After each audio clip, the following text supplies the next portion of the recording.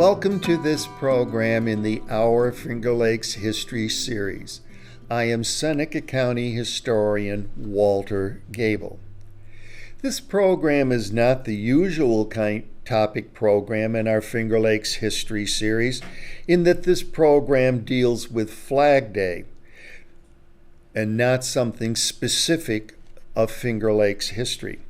This program is directly affiliated, however, with the Our Finger Lakes History program on Francis Bellamy, born in the Finger Lakes area, and is known as the author of the Pledge of Allegiance to the U.S. flag. Because Flag Day is June 14th, and I was doing the program on Francis Bellamy, I thought I should also do this program on Flag Day.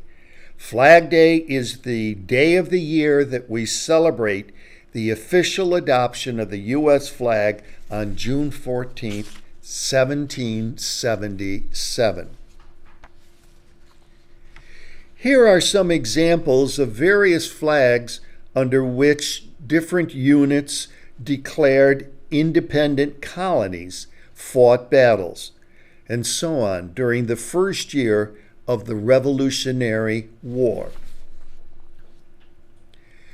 On December 3, 1775, the Second Continental Congress adopted this Grand Union flag as the official flag for the newly declared independent United States. But George Washington felt it was too similar to the British flag. According to legend, in 1776, George Washington commissioned Philadelphia seamstress Betsy Ross to create a flag for our new nation. George Washington realized that our newly declared independent nation needed to have a flag that was different from the British Union Jack. Certainly Betsy Ross, in her family's upholstery shop in Philadelphia, sewed many ensigns, pennants, and probably flags for the Philadelphia Navy and so on during the Revolutionary War.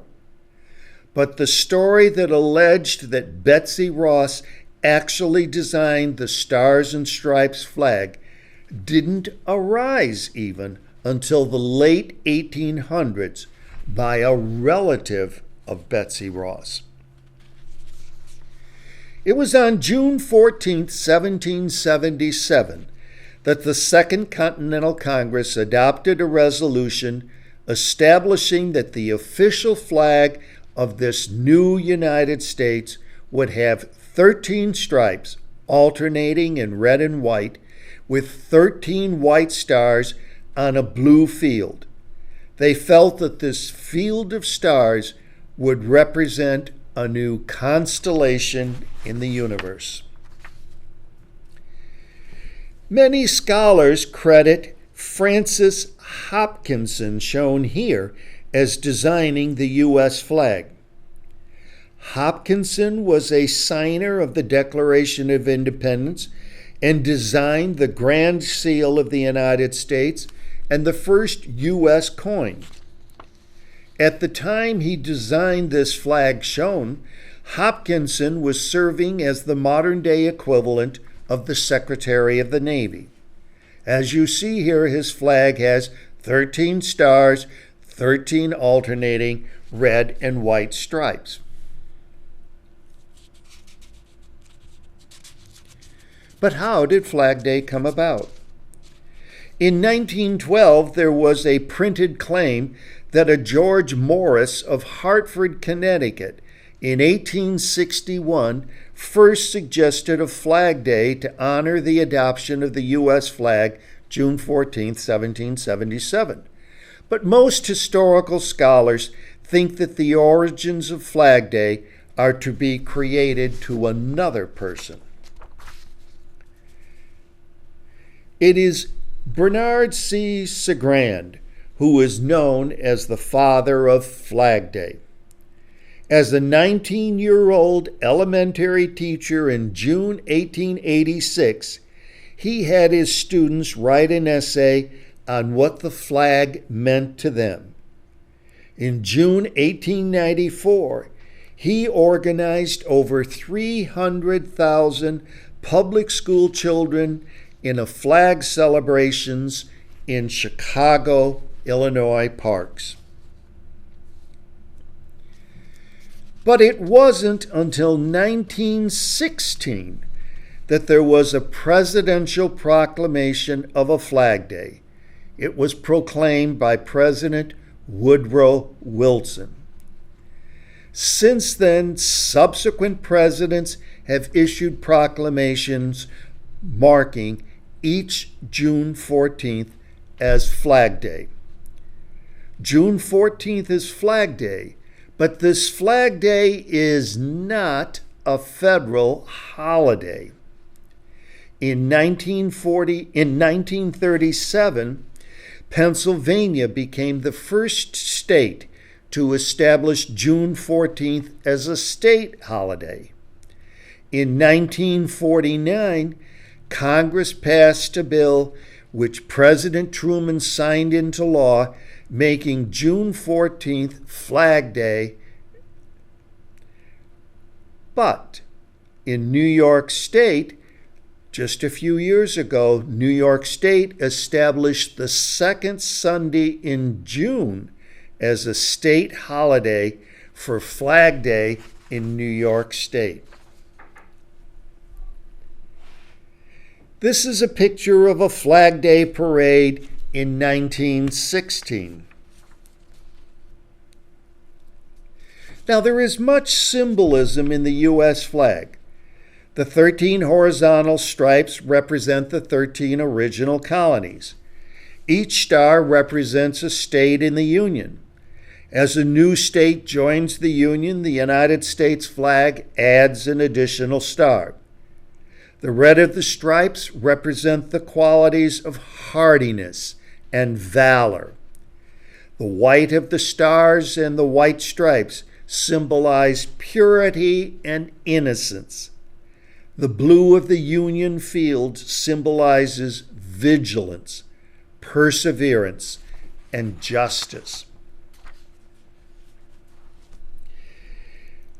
As we look back today, we may think that naively the governing officials in past assumed that as a new state was added to the Union, that another stripe, in addition to a new star, would be added to the U.S. flag. But it would be hard to envision that the original 13 states were going to grow to be at least the 50 states as they are now. Here you see a 1795 flag with 15 stripes and 15 stars, after Vermont and Kentucky have been admitted to the Union, joining the original 13 states. Perhaps our most famous U.S. flag in history is what is known as the original Star-Spangled Banner. It is on display in the National Museum of American History of the Smithsonian Institution in Washington, D.C. It was the Garrison flag that flew over Fort McHenry on September 12, 1814, when the British forces bombarded Baltimore Harbor, prompting Francis Scott Key to write the words that became the song, The Star-Spangled Banner. Starting in 1818, it was decided that the number of stripes on the U.S. flag would always be 13 stripes, but that one star would be added to the original 13 stars for each new state that joined the Union. When Arizona and New Mexico joined the Union, we had a 48-star flag from 1912 until 1959. Then came the admission of Hawaii to the Union, with the expectation that Alaska would soon also be admitted as a state of the Union. Many proposals were submitted for a 50-star flag. The winning submission was by a 17-year-old high school student. He designed it for a high school history project and received a grade of B- for the design. When President Eisenhower called to tell him his design had been officially selected by Congress, the teacher soon changed his grade to an A. That 17-year-old young man was Bob Heft, shown here. He is shown with his original 50-star U.S. flag design. Bob Heft also submitted a design for a 51-star flag in case Puerto Rico or Washington, D.C. should be admitted as a 51st state. Shown here are some designs of a possible 51st star flag.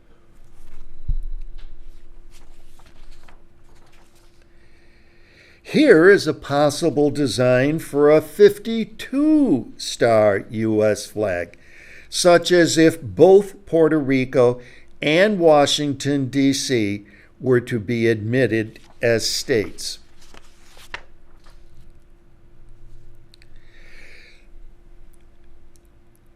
The rules for handling and displaying the U.S. flag are defined by a law known as the U.S. Flag Code.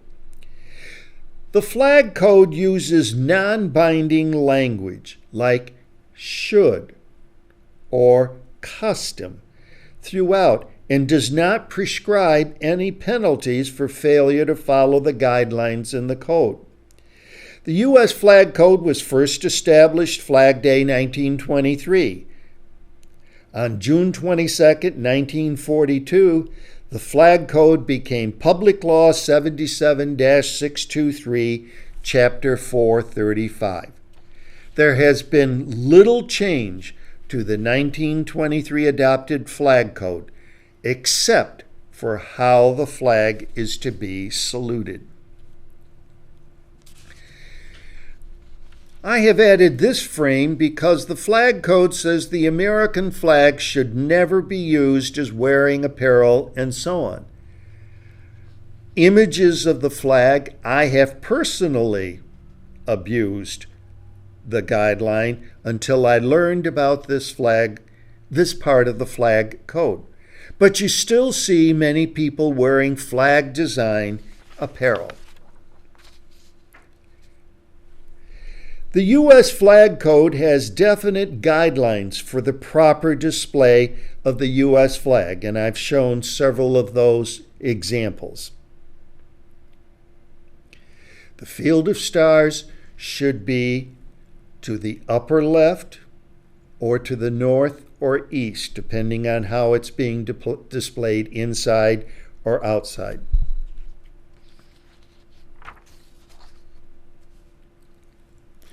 Shown here are some other aspects of U.S. flag etiquette.